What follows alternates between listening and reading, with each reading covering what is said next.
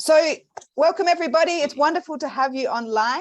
I would like to introduce Khalil Walji to just give us a little bit of an update of why we're here and what we're here to talk about today. So Khalil. Yeah, wonderful. Thanks so much, Mika. Good morning, afternoon, evening, everyone. I hope you can hear me, and I hope you can hear me in the multiple languages. A very warm welcome to our first event in our landscape learning series. Indeed, as Mika introduced, my name is Khalil Walji. I'm the Deputy Coordinator for the Central Component, which is the support function of the Landscapes for Our Future program. And really wonderful to see so many colleagues who have joined us here today. So the Landscape Learning Series and overall the support function that the Central Component aims to fill was really informed by a number of discussions that we've had over the past year in dialogue with you, your project teams, stakeholders in your landscapes. And these discussions were also informed by us being able to sort of read through your project documentation. And I think the combination of those two things have revealed some key findings that really shaped our support facility function. So first of all, there's a great diversity of the types of projects in terms of focus, in terms of the landscapes in question, the types of stakeholders that we're engaging, as well as the capacity and the level of experience with implementing an ILM approach. The second sort of recognition is that there's clearly no one solution to all of these developmental and ecological challenges that we face in the form of a landscape approach. So our discussions that we've had have yielded a total of 88 key support requests, but overwhelmingly one of the major areas that was requested for support was around implementing an ILM approach, and thus this landscape learning series was launched. And so today, what we'll hear about and what we'll explore together is our interpretation of the key characteristics of an ILM approach. Now, this is not a new concept. A few months ago, we held an internal event here at our C4 eCraft Science Week. The event was titled Old Wine in New Bottles. So as a concept, it's been around in various forms, and I believe there's over 90 plus names, which can categorize an integrated landscape management approach. But our team's been working hard to distill these into what we think are the most critical ingredients and elements to implement an ILM approach. So today we'll explore these concepts and we'll dive into what it takes to actually implement within a landscape. We have two global experts, and we hope to explore together with you in the breakout rooms what you feel are the common challenges and opportunities which exist. So I'll stop there and I'll turn it back to Mika, but just to say another warm welcome and very much looking forward to hearing more about your landscapes in the breakout rooms. Thanks so much. Thank you, Khalil. And I've seen a few more people arrive.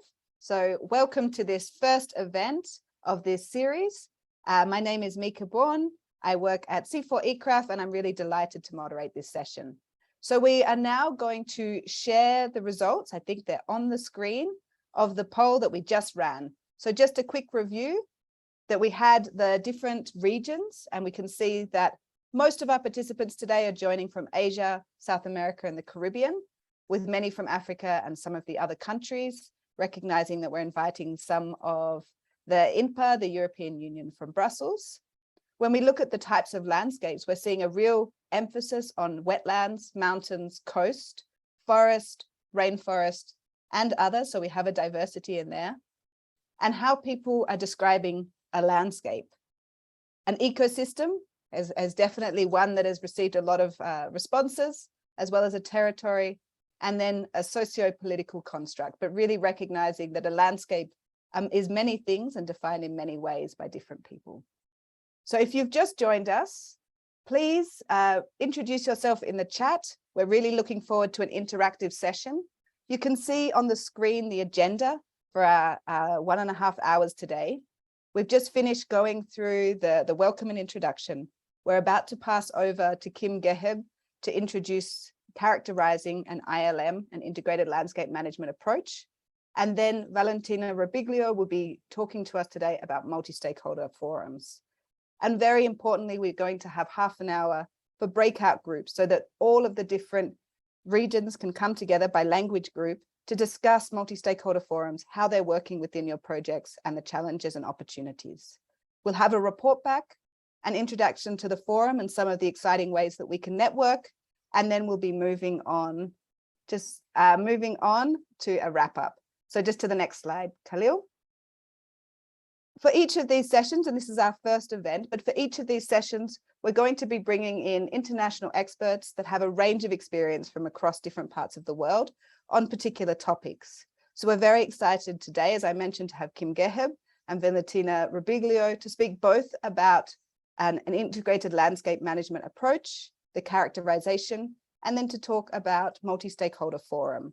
So now I would like to pass over to Kim to start a presentation, and then we'll come back for some questions.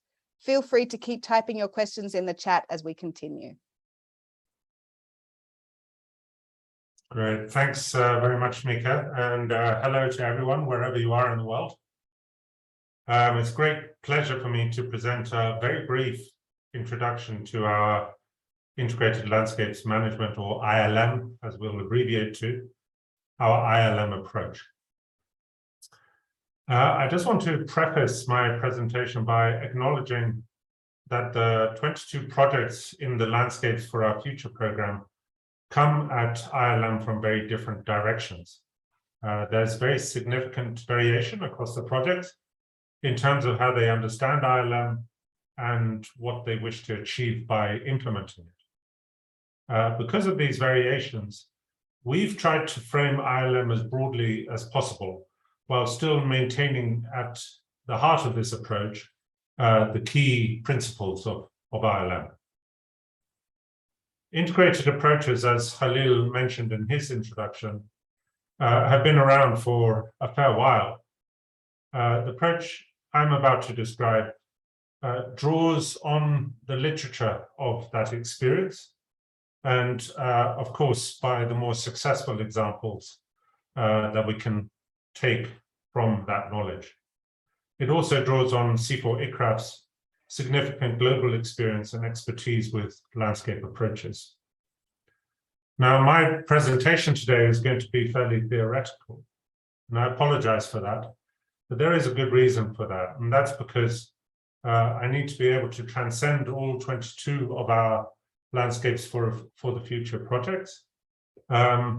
And it is these projects that will then eventually provide local context and character to the approach and supply the evidence that either supports the approach or indeed challenges it. Next slide, please. Before we define ILM, it's worth stepping back to remember why it is that we want it. What is it that ILM seeks to achieve? Obviously, the approach seeks to integrate because it recognizes that disintegrated land management approaches tend not to work. In our case, the focus is on land, a unit of analysis that suffers from very significant challenges globally. But we recollect that other resource sectors also recognize the imperative of integration, such as integrated water resources management, integrated natural resources management, and One Health approaches, amongst others. Land is highly dynamic. It doesn't stand still. It is not static. Land is a system, by which I mean it is a set of interrelated parts moving in a particular direction. Often that direction is not beneficial. ILM seeks to send this system off in a new direction towards sustainability. To do this, we need to be able to keep pace with the land system and with the drivers that push it in particular directions. As a consequence, ILM is a process. It's not a technical fix, and in many respects, ILM is more of an art than it is a science. Next slide, please. Our approach to ILM draws on our experience and the literature and learning that I mentioned earlier. Based on this, we've identified 6 broad dimensions to the ILM approach. In what follows, I will go through each one of these very briefly. The descriptions I provide are derived from the ILM graphic that we've provided on the Landscapes for Our Future website. Next slide, please. The first dimension is stakeholder identification. And this is an essential prerequisite to forming multi-stakeholder fora, or MSFs, because we need to identify who will populate our fora. In here, I stress the importance of analyzing the relationships between stakeholders, because it is in these that we can observe disintegration, and where these relationships are not positive, they can give rise to many of the trends and practices that drive land degradation. Poor relationships between stakeholders can also create bottlenecks to ILM, impeding responses to landscape degradation and enhancing negative drivers. Next slide, please.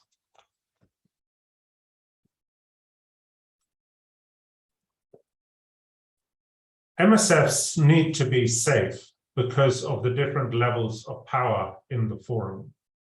They must be managed and coordinated to ensure that relatively powerless participants also have a way to be heard, in addition to the mining corporations or government actors that also populate the forum. Participants should feel that they should not suffer repercussions from speaking out. One way we can achieve this is through the skills that we bring to coordinate the MSF, such as negotiation, mediation, moderation, and so on. Another way to achieve this is through the design of the fora. We may find that we need to disintegrate before we can actually integrate, because by having all actors together in one forum may prevent some actors from engaging and other actors from engaging too much. The type of forum and the number of fora and the ways that these are designed will depend very much on context and the results of your stakeholder identification process and analysis. Next slide, please. Once our MSFs have been established, one of the most important activities for them to consider is the creation of a vision, or I should say co-creation of a vision. Why is this important?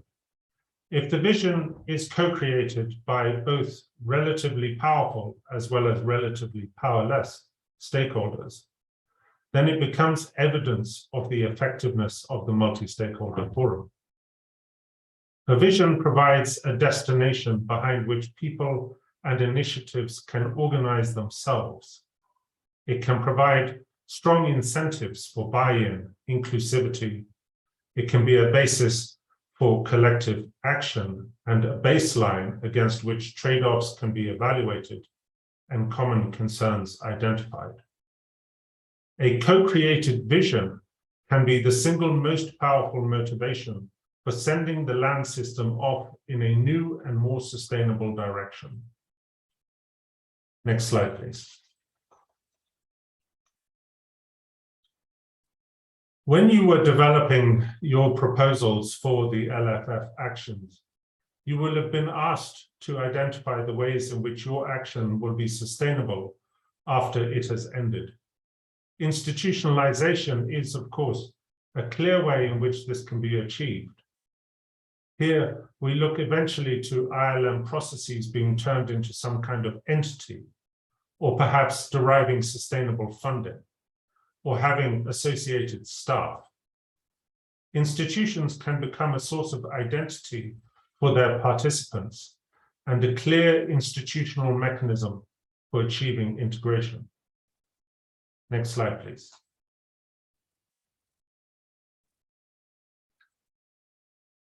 In many respects, iterative and adaptive management needs to be able to transcend all of the dimensions.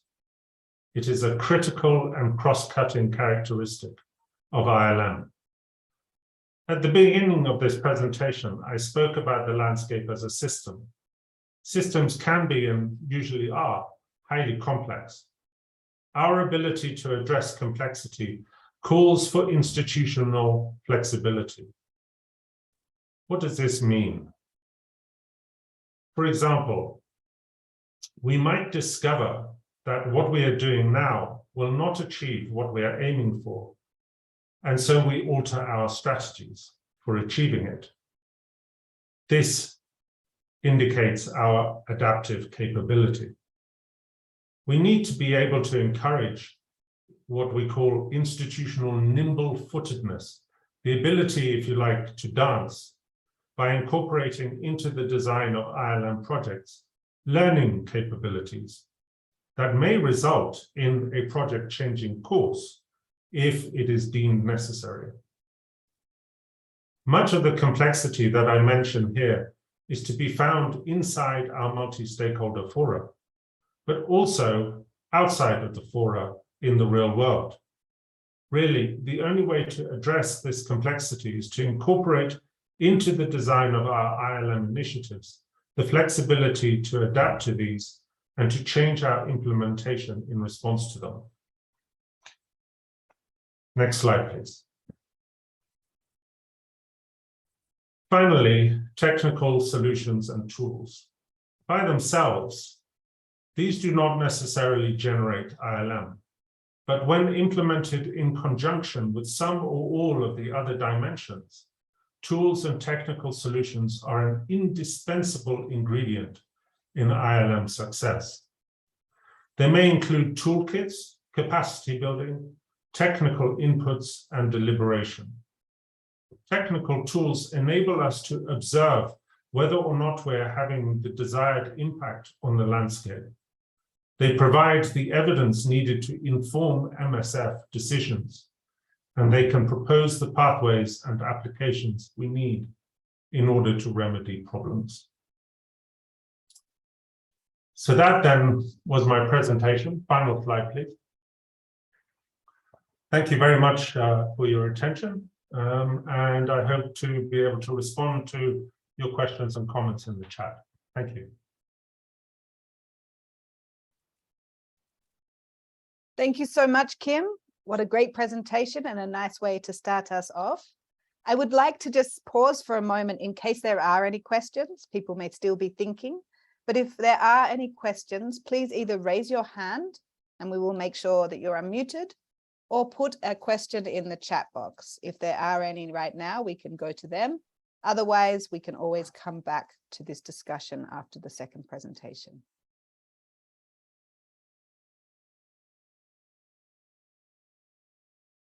Just allowing a moment in case of any questions. Okay, I do not see any hands at this moment, but we will come back after the next presentation to allow an opportunity for input and questions and discussion. So now I'm delighted to hand over to Valentina. Please, Valentina, go ahead. Thank you very much. Thank you, Mike. Thank you all for your participation. Voy a hablar en español para que sea un poco más fácil, para dar un poco el sentido de lo que es el alcance de este proyecto con todos los participantes de los proyectos en los diferentes países y la participación de los colegas que están trabajando en los proyectos de América Latina, que hemos visto que son muchos. Soy Valentina Robillo, soy una experta de sistemas de uso de la tierra en Siforicraft. Le estoy hablando desde San Martín, que es una región del Perú, donde justamente hoy vamos a tener una sesión de una reunión de un fórum multiactores. Soy de nacionalidad italiana y hablo un poco de francés, un poco de español, un poco de inglés y un poco de alemán. Entonces, ahora mirando en el chat, he visto que justamente un colega francés ha dicho que no, que quizás el landscape es más visual y se tendría que utilizar territorio. Hay muchísima literatura sobre esto y en realidad la utilización de las palabras en el contexto de los elementos de discusiones sobre los paisajes se maneja de Valentina, sí. Sorry to interrupt you, but I think if you could please present in English, because there's somebody translating into Spanish, but we don't have translation from Spanish into English. Okay, fantastic. Because Thank you. I was told to speak in Spanish, but that's fine. For me, it's easier. Thank you very much. Yeah, that's great. So what I was going to say is that I saw in the chat that the community is built by people talking different languages and coming from different let's say schools. Also, the word landscape is translated or used in different ways by different specialists. And someone from a French background was suggesting to use terroir. And actually, it's very interesting because terroir is territory, is linked to governance, is linked to agencies, linked to people, whereas we know that Landschaft in German is more a visual thing. But I think we will have the opportunity over this time to explore these differences and their implication. But it's a richness of perspective that I think it's what is really exciting about this project. So multi-stakeholder fora, designing for engagement, as Kim said, integrated landscape management is a process, and actors, stakeholders in this process are key. And the engagement, the way in which people participate to the process and the mechanisms that are generated to facilitate participation are key in order to reach the purpose of the project, but ultimately of sustainable landscape management. Next, please. I'm on the second.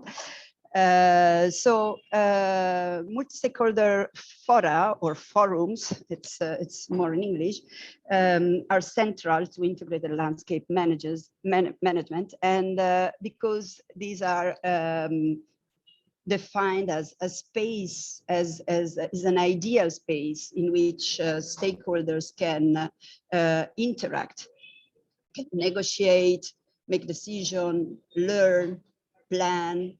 And the key thing here is that this pluralism, this participation by the different actors, it's what helps managing trade-offs, for example, between development and conservation, development and mitigation, and that's depending on the way and the purpose in which the forum is designed, can be done across scales, across sectorial boundaries, and can be done securing safeguards and securing adequate benefit sharing among the different stakeholder and groups and social groups that operate in the landscape.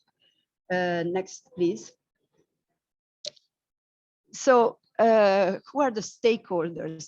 Stakeholder or actors? Again, that's a word that is not always easy to translate in other languages. So the Spanish and the French-speaking colleagues do not have a word that really corresponds to that.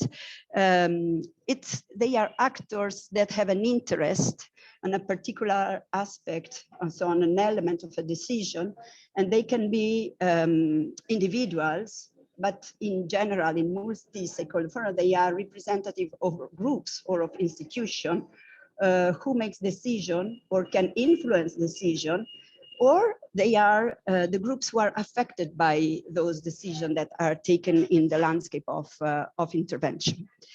And in the forum, there are tensions that might arise between multiple stakeholders because they might have conflicting objectives, or they might have conflicting agendas, or there might be friction, for example, in the scale and time and processes, and also in the languages that they use, for example, institutional languages.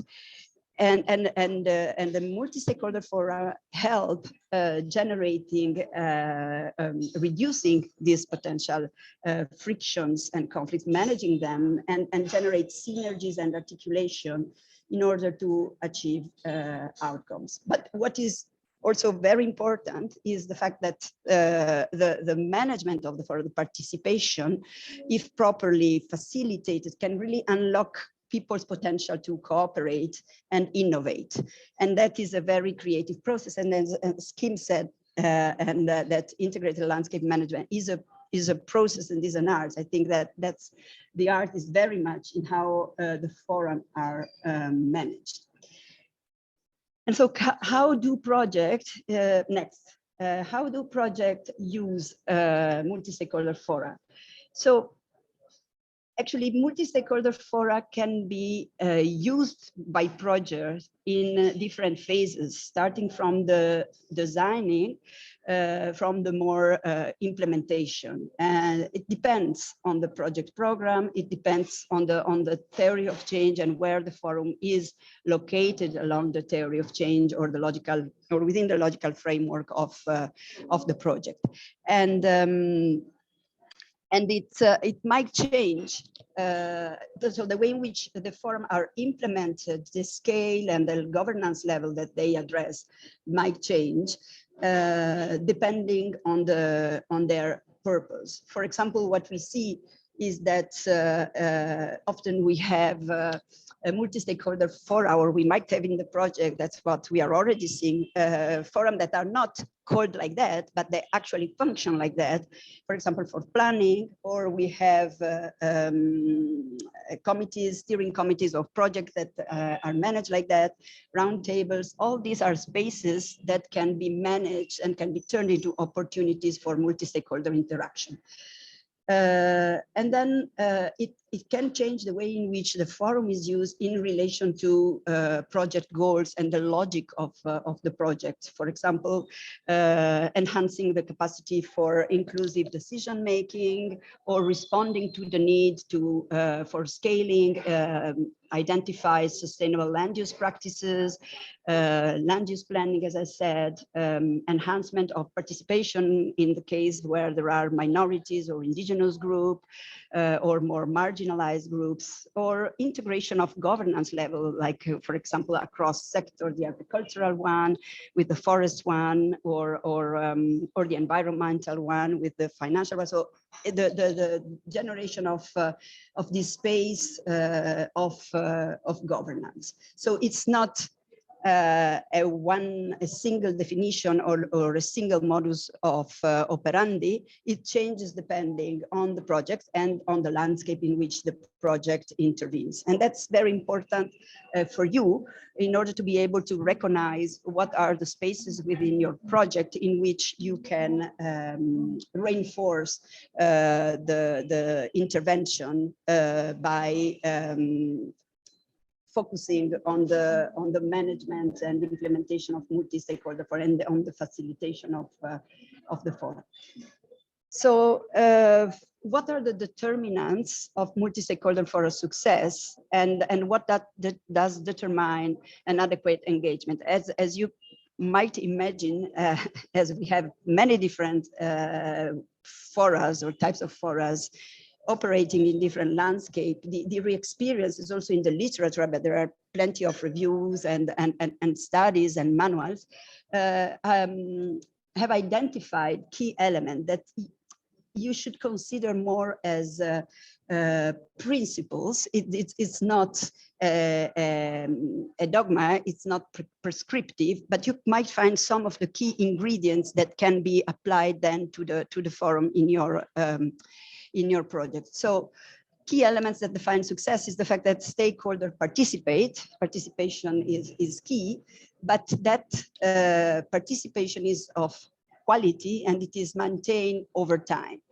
And the participation of quality, the engagement relates to trust, and to trust among stakeholders, but also trust on the institution who are facilitating or starting the process. Very often we have challenges when there is a government who is starting a fora, depending on the actor and how the actor is perceived in the landscape, and past experiences of other groups with this actor might generate lack of trust and confidence. So it's important to be accountable, to come back, to show that the forum is working, the facilitation is working, and is interested in the results of the project.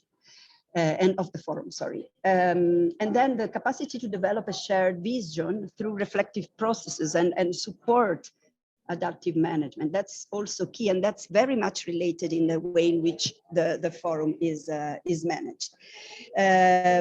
Influence and power relationship are leveled. So that's as Kim said, you have different participants from different groups representing different interests, and of course, power relationship can be a threat if they are not adequately addressed through the facilitation and through a series of techniques that we will explore in the future with you. A key element is also the willingness, the openness to learn and listen to, despite the differences in values and norm. And again, the importance of generating this space where everyone can contribute and talk and is listened, and there is attention to the group and to the participant.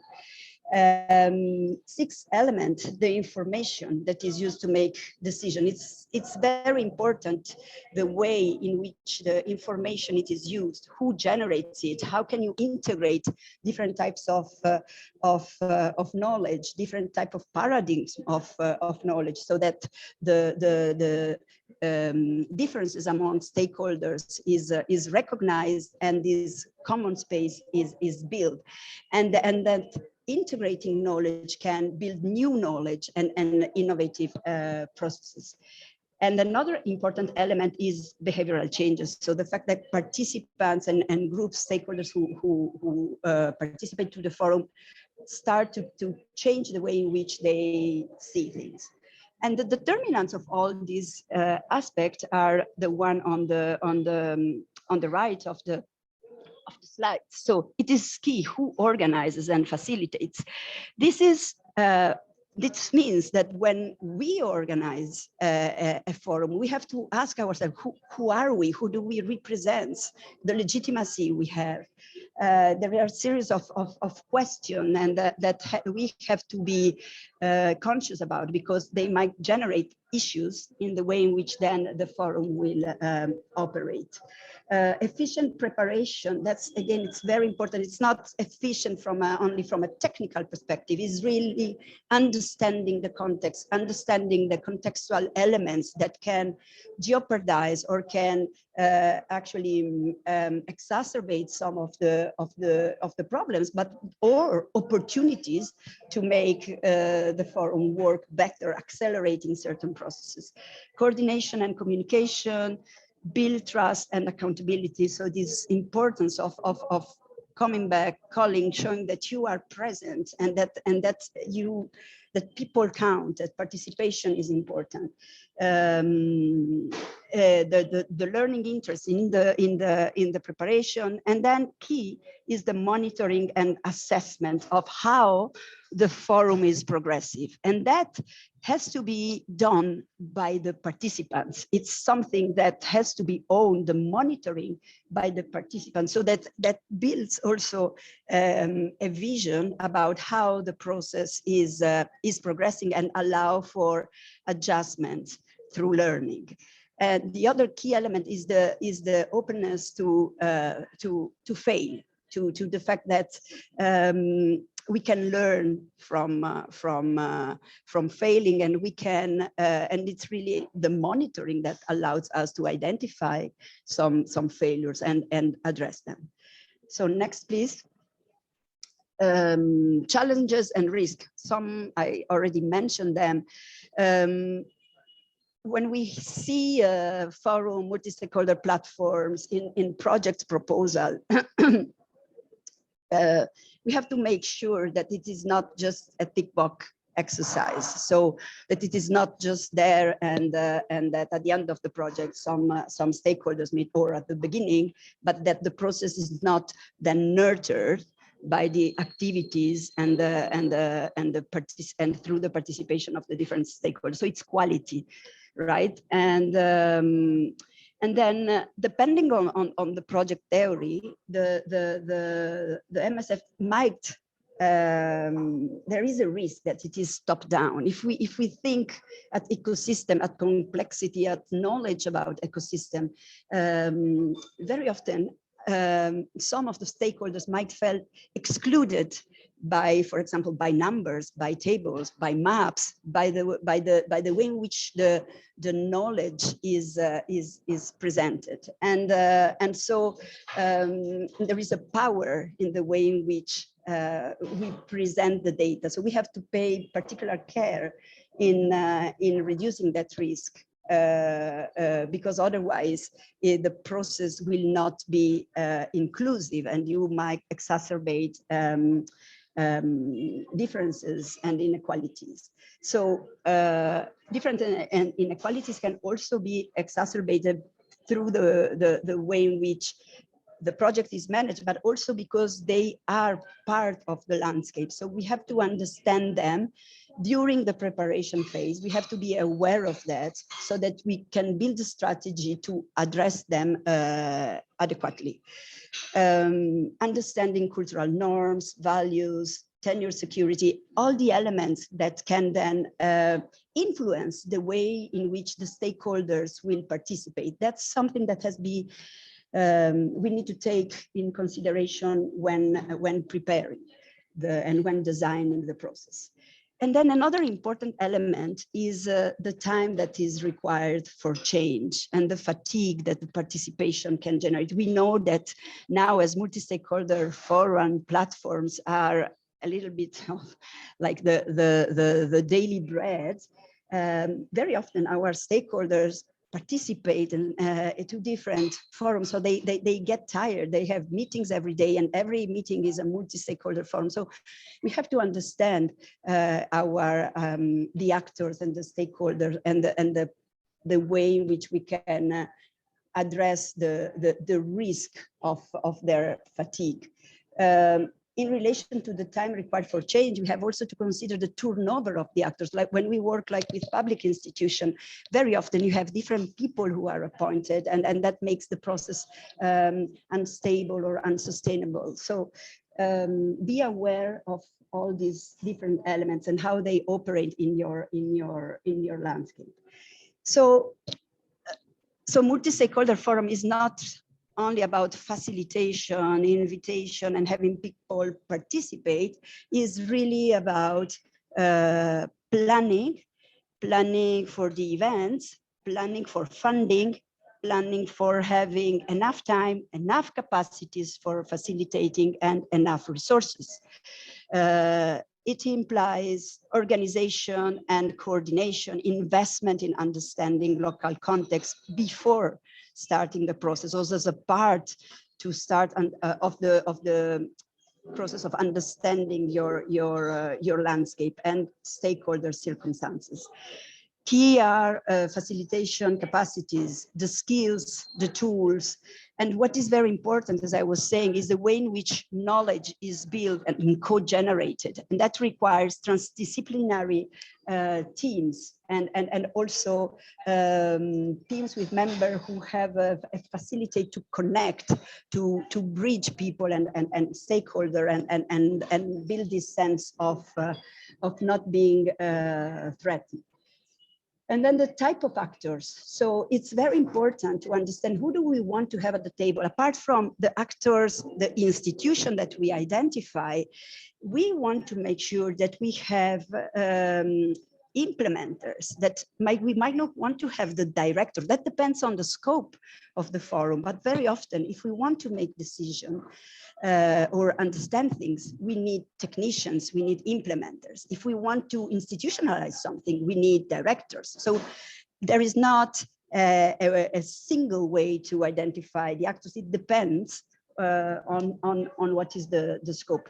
Another element is the importance of bridging organization. These organizations that can broker knowledge, that are not perceived as threatening, that can connect the different stakeholders.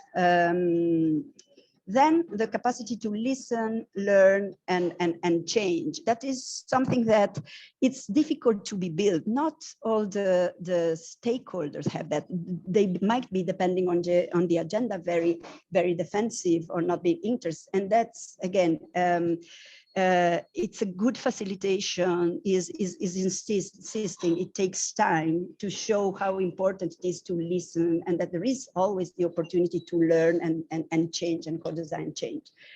The last element is the sustainability. Kim already mentioned the need to institutionalize these processes.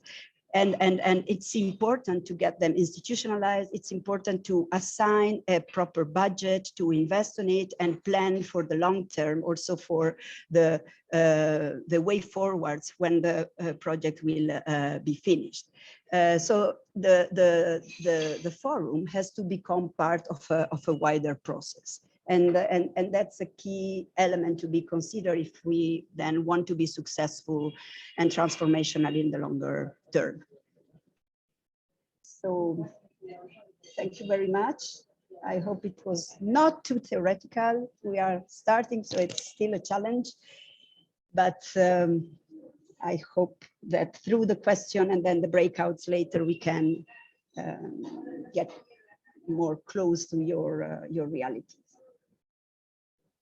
Great, thank you so much, Valentina. That was really fantastic. And I think that leads a really nice basis for the breakout rooms that we're about to go into. We do want to maximize the time in the breakout rooms, but if there is a question, just to remind people that we've set up the session so that if you wanted to speak, you just need to raise your hand and we can unmute you. But please, if there's any questions, I've seen quite a lot of discussion in the chat about the integration of local knowledge and how that happens in the multi-stakeholder fora.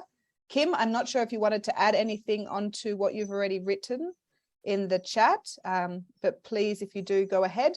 And if there's any other questions, please put them in the chat or raise your hand and we'll pass over to you. I don't think I have anything to add. I just emphasize that multi-stakeholder fora do give us the opportunity to integrate all kinds of knowledge within them. And that's a very powerful dimension of multi-stakeholder fora. You know, it's of course integrated in, it's in the title, integrated landscape management. And so we have all of these possibilities around multi-stakeholder fora to integrate different types of knowledge from different origins and to prioritize these as we see as suitable. Thank you. Okay, wonderful. I just wanted to have a confirmation that the breakout rooms are set up from our IT.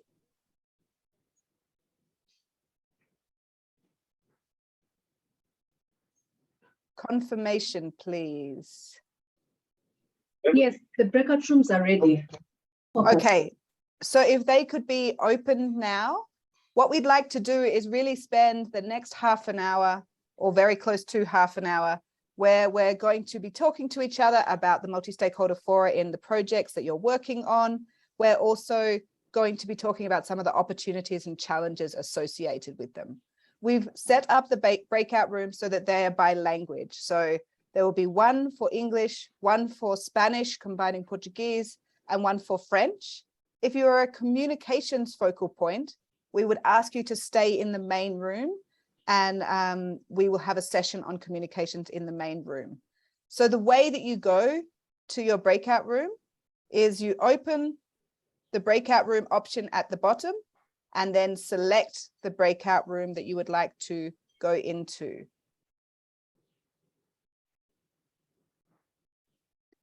If there are people that speak Spanish, there's a question just said to me, if there's people that speak Spanish but are communications, that is okay, because within this main room, we will have the interpreters. So the communication session will have all the interpretation channels. The breakout rooms will solely be in individual languages.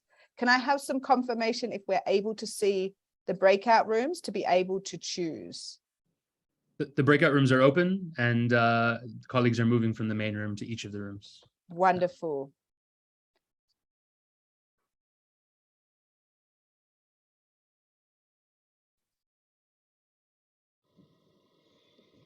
If you can't see where to go for your breakout room, just click on the More button on your menu and then you'll see the option.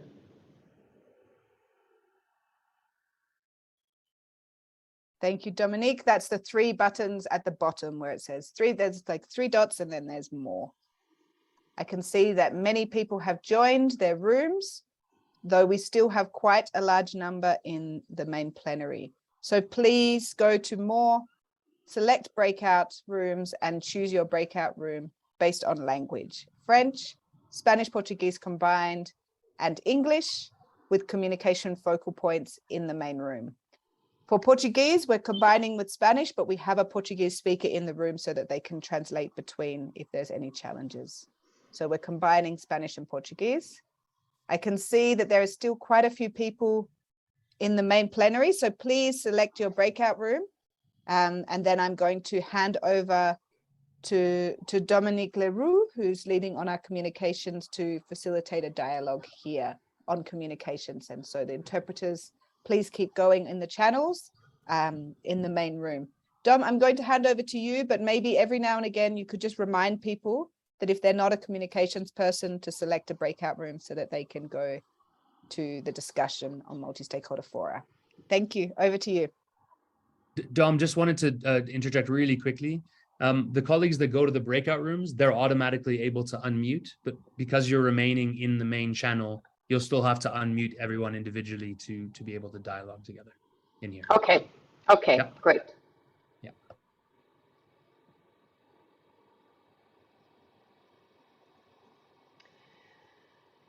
Right, so welcome communicators. I'm looking forward to chatting to you and to getting us all collaborating, to getting us all sharing, learning from each other and sharing each other's project news,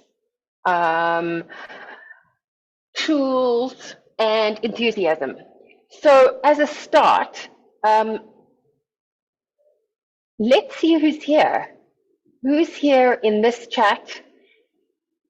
Won't you please introduce yourself in terms of what project you're on and what language you're speaking, and just to confirm for me that you can hear what I'm saying.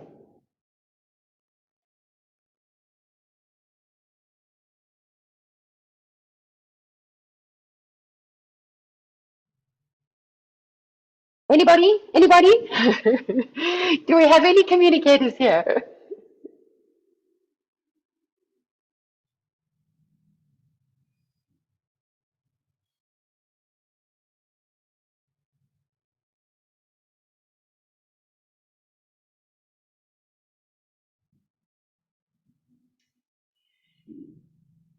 Hello, Anna. Good to see you.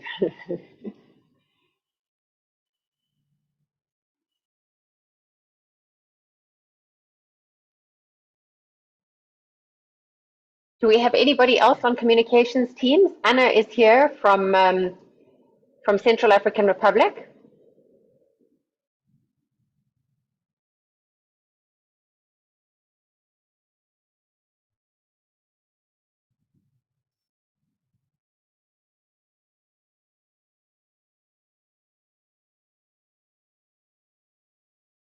Right. Well, Anna, it looks like it's you and I together.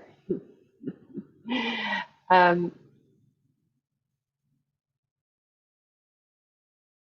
Nind. I'm sitting in Cambodia right now, and I'm looking forward to seeing you in our Tonle Sap. So good to have you in the group. Hi, Norman. Good to have you here. So what I'd be really keen to do for us to start is to introduce ourselves. So what I'm going to do is I'm going to tell you a little bit about the communications that we have on Landscapes for Our Future. And then really importantly, what I'm really keen to do is to get you sharing your communications. And in this session, I'm very keen for us to look at each other's communications and to start following each other and to start sharing and to start learning from each other. So, Landscapes for Our Future. This is the information I'm going to be asking you each to share about your projects in our chat box. So let me introduce you to ours to start off with. So I'm the communications focal point on the central component. And really what I'm wanting to do is to tie in nicely with each of you on the 22 different projects. And what will be fantastic is to be able to magnify the work that you're doing. So if work is coming out from our Tonle Sap, then we can all be sharing it amongst ourselves and really scaling the coverage that we have. Let me start with the website.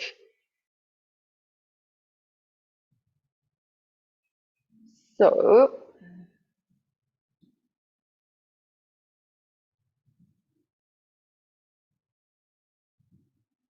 can I find out from each of you, are you familiar with our website? Have you been there yet?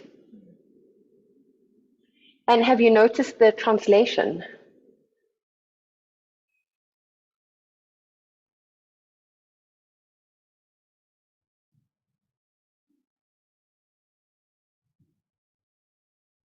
Can you see that?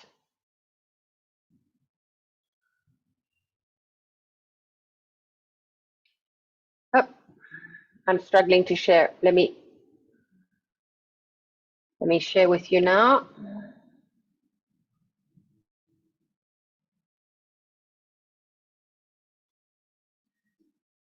There we go. So who has seen this? Let me know in the chat. Have you had a chance to look at the website at all? Anna, that's great. Did you look a little while ago or have you looked recently?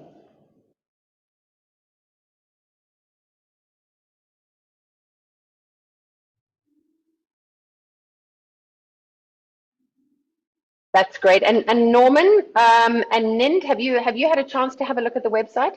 I'm trying to see how I unmute you.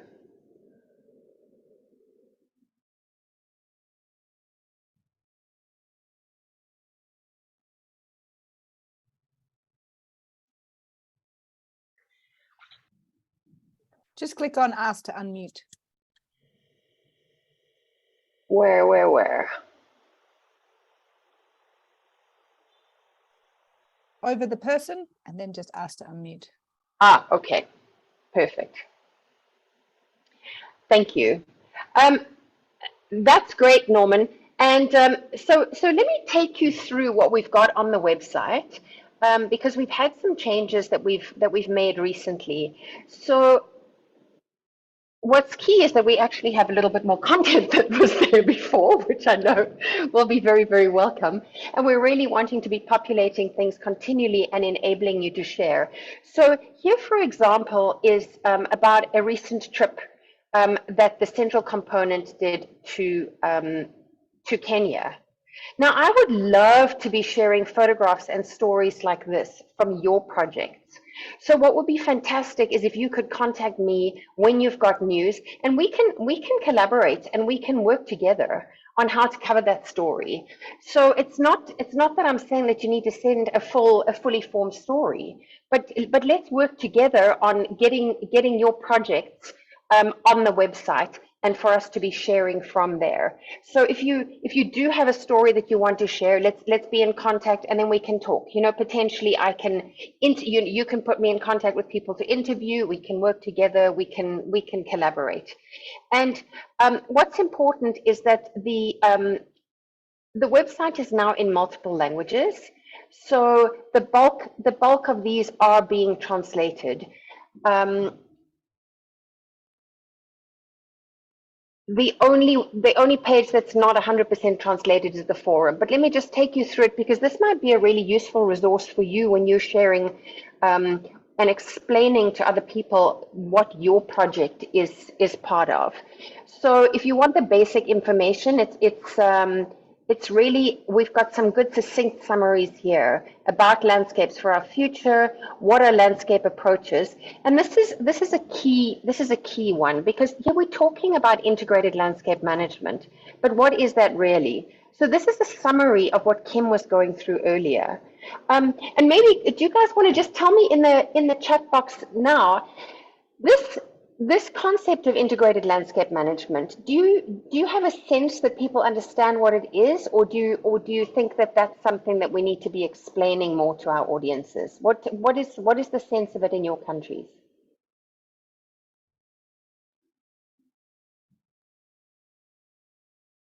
What do you think, Anna, or Norman, or Nind? Is it something that we need to be? Is it something that we need to be explaining more? And likewise, let me know. Do you think that's something that that you would like to learn more about?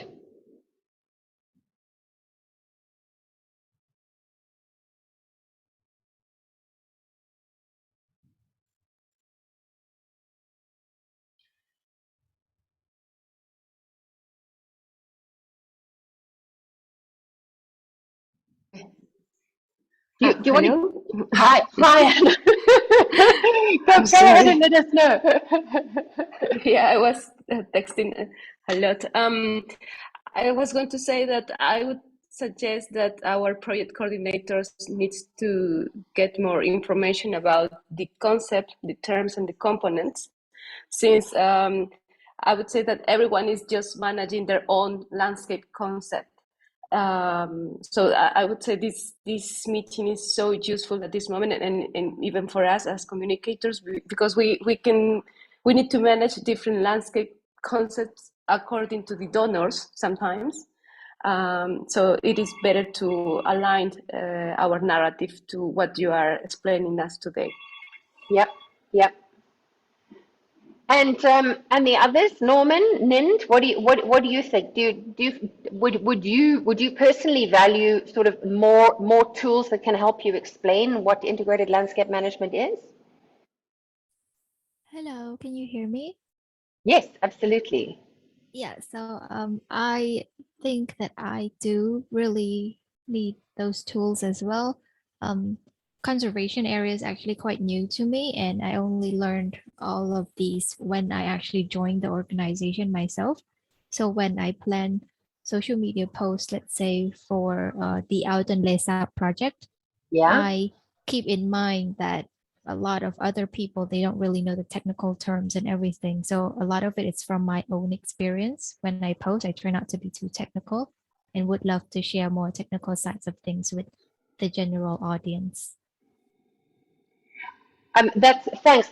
That's great feedback. So that's something that I'll really focus on working on, not only to provide you with tools, but to collaborate with you in creating those tools. Norman, do you have any feedback?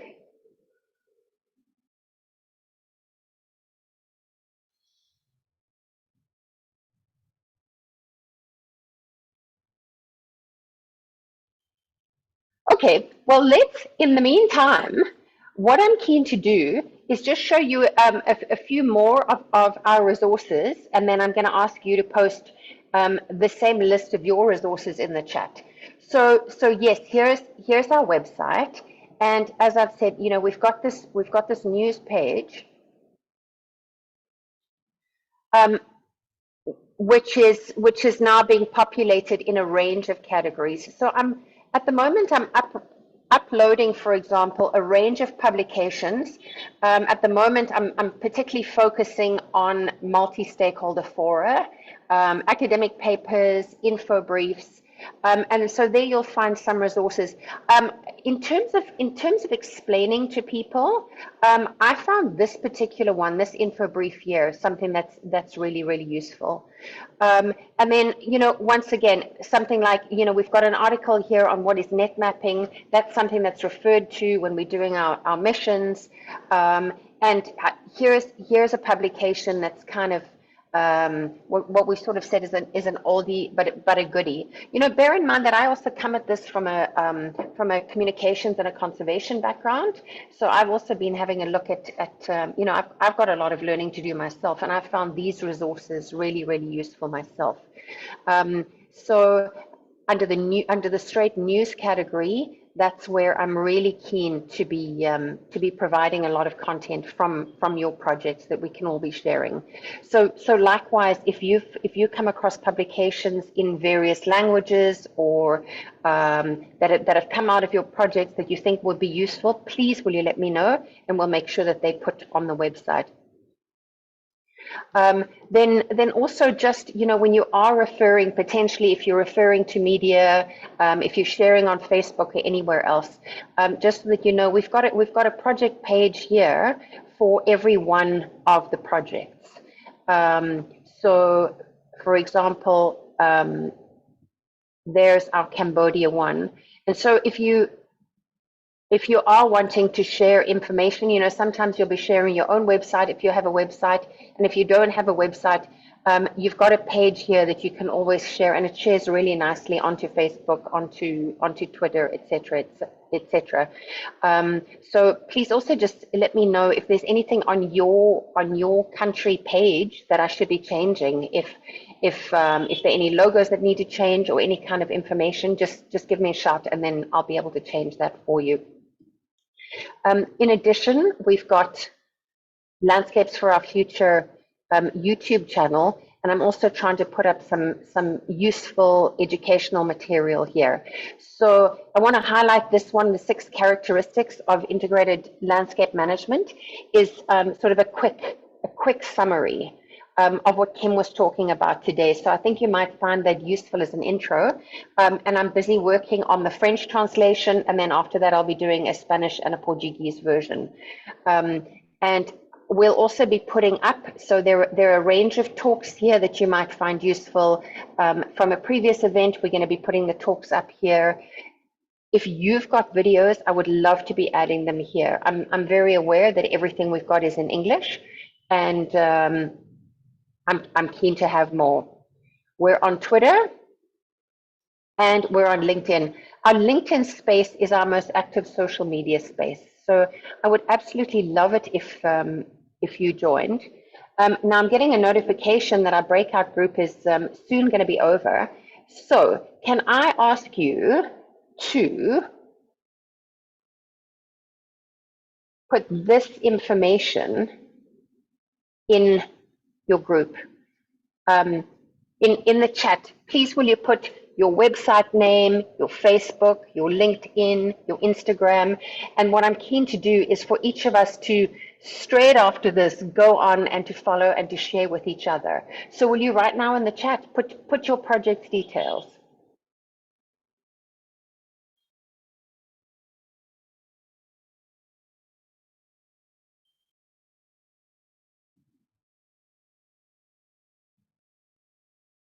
So Anna's put her website.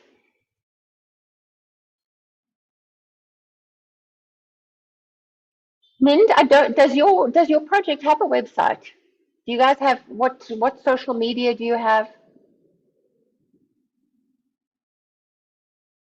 That's great, Norman, thank you.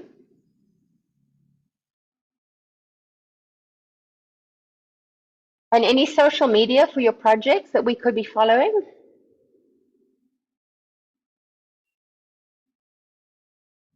Okay, great.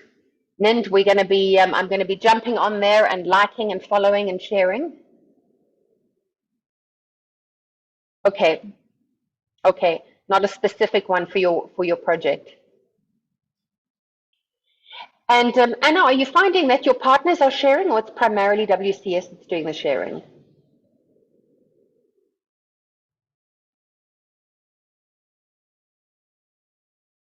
Okay, okay.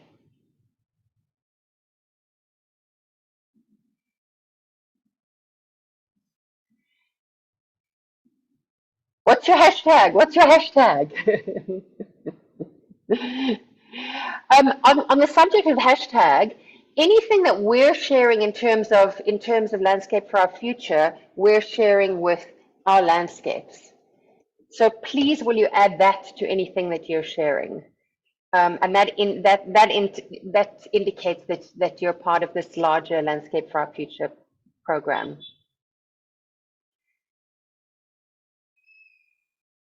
Norman, thanks so much for that. That's fantastic. And I'm going to follow up with the 3 of you and with other communications focal points. Just one quick question before we go. Do you have an image library or not? Would you value sharing an image library?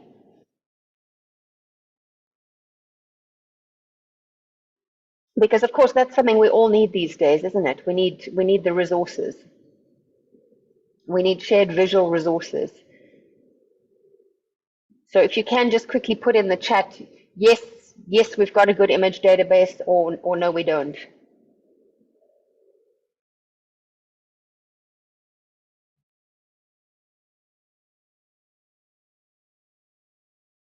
Oh, that's great, Nind. I'm definitely going to be in contact with you soon.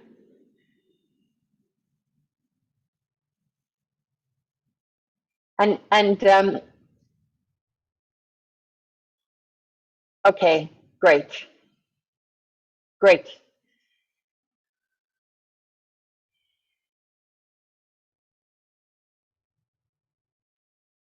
There's no French translation.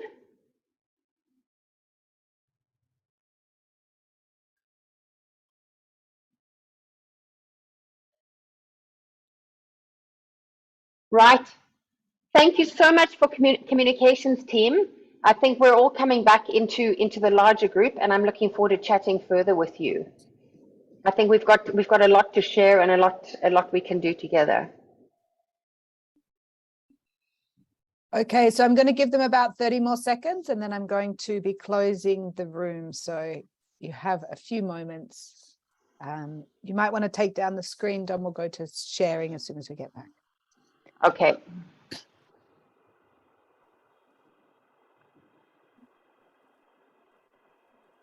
Just giving fair warning to people so they don't feel cut off.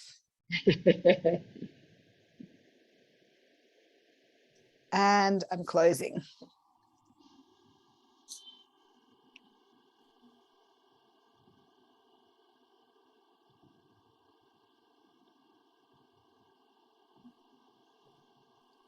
Okay, we should see people coming back in.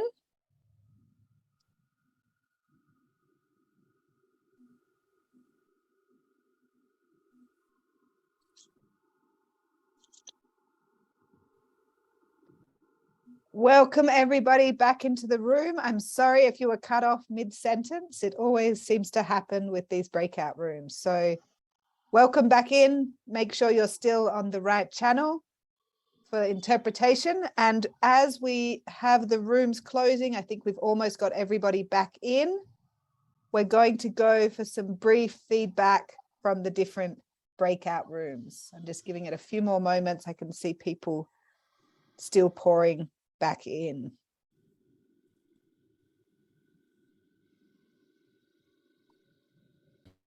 Okay, I think we can now go to some feedback from the different groups. So Delia, I was wondering if we can start with your group. I'm not sure if it's you or somebody else, but we'd love to hear quite brief. We can go a little bit at a time.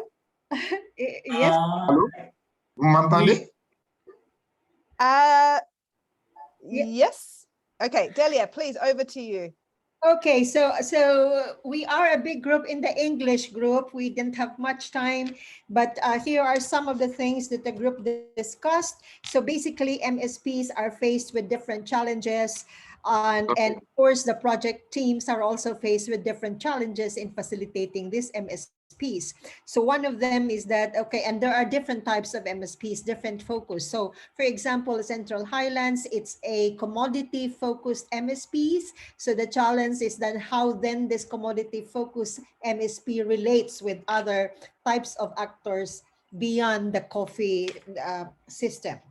Another challenge is, you know, landscapes where there are serious, big, powerful drivers of change in the landscape, and therefore the MSPs will be facing giants, you know, mountains of challenges in those landscapes, and also landscapes that are focused on agriculture, and so that there's a serious lack of understanding of combining, you know, production and conservation and environmental and natural resource management issues in agricultural production, and there's a gross limitation in the understanding of what ILM is all about in the first place. Another issue that was raised is a landscape with multiple ecosystem types within it. So I imagine these are really, really big landscapes with wetlands, with forest lands, with you know, rainforest, and so on and so forth. So you can see the expanse and the diversity of the MSPs that are there operating in that landscape. So there's an expression really from the team, from the group, English group, of the, you know, the desire to improve the way they do things, and you know, basically essentially ILM, implementing an ILM approach and improving their MSPs. Thank you very much. I hope Wonderful. I give just question. Sorry. Wonderful, Delia, and maybe we'll also summarize those and make sure that the wider conversation is accessible to the big group. Yes. Wonderful, thank you, Delia. So I'd like to hand over to Peter. Are you reporting back from your group, or is there another person? No, I can report back Great. briefly. We had representatives from Colombia, São Tomé, and Ecuador participating in our group, and briefly Norman from Honduras was with us, but he didn't get a chance to speak. I think he switched to the communications group. In our cases in both in Ecuador and Colombia, there are multiple landscapes, so there were differences in the platforms in each of these areas. In São Tomé, it's a smaller area, and the landscape or all three of the landscapes did have platforms that were being formed or were up and running, but that mixed both the government institutions, companies, and local representatives and communities and cooperatives. All of these were sort of ongoing or ranged from incipient to ongoing platforms.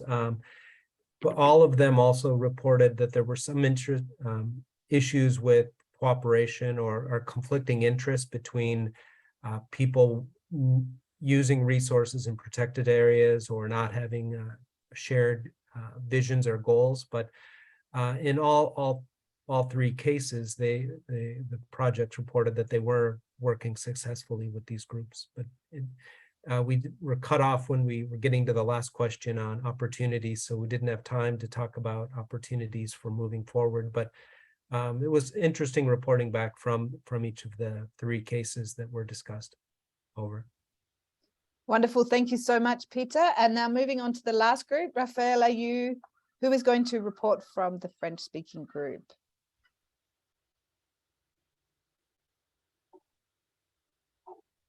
Okay.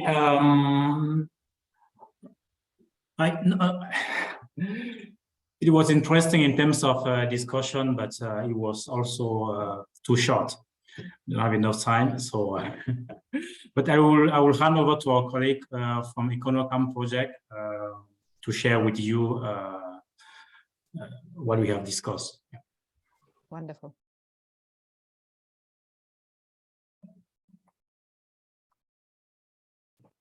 Priyanka connected? We're waiting to, is this person unmuted? Is Priyanka, is Econocam. Can you see them? Okay. Divine, I can hear you. Yeah, it's like they're having issues. Okay, bonjour à tous une fois de plus. Dans le groupe en français, on a pu aborder que la première question. La première question, et sur cette question, on a constaté que dans la plupart des pays qui étaient représentés, les plateformes sont généralement organisées de façon hiérarchique et regroupent des acteurs à différents niveaux. Chaque niveau supérieur couvrant l'ensemble des plateformes du niveau inférieur. Et les plateformes sont généralement constituées soit de façon thématique, soit constituées pour couvrir des zones. Et c'est ainsi qu'on a ressenti plusieurs cas de plateformes au niveau villageois, des plateformes au niveau communal, des plateformes au niveau régional. Et chaque niveau regroupant ainsi des plateformes du niveau inférieur, comme le cas au Sénégal où on a parlé des comités villageois et comités intervillageois. Les comités intervillageois étant ceux qui mettent ensemble les comités villageois pour discuter sur des thématiques précises. Et également, on a relevé des comités qui sont mis sur pied pour, au niveau du village, et regroupent des acteurs du village qui réfléchissent sur des thématiques qui concernent le village. Et les thématiques sont les thématiques rentrent plus tard dans un contexte plus large pour rejoindre des thématiques qui sont au niveau national. Nous n'avons malheureusement pas